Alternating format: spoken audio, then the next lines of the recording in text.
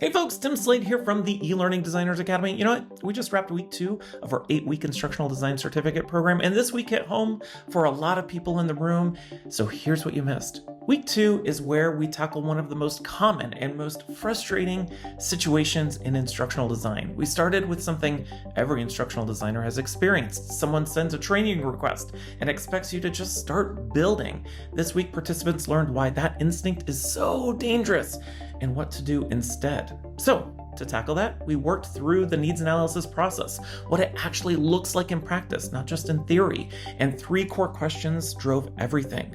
What are people currently doing? What do we want them doing? And why aren't they doing it? And it's that 3rd question where participants had to really sit in and dig into it. And that's where the real conversation happened. Because once you start digging, you realize fast that most performance problems aren't actually training problems. Participants worked through the different root causes, knowledge gaps, skill gaps, motivation gaps, broken processes, and practice identifying which one is actually at play.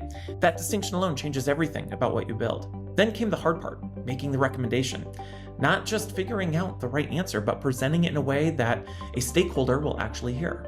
And of course, they did all of that inside their instructional design case study. Participants practiced working with real data, complicated stakeholders, and a training request that may or may not actually be a training problem.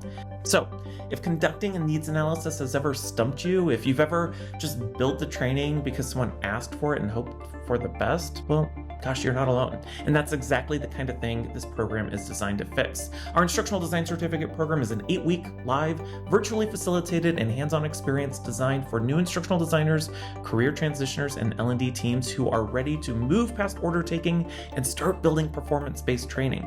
Inside the program, you get access to the Instructional Design Handbook, practical ways to apply AI to your instructional design work, and credit hours that count towards your ATD, APTD, and CPTD certifications.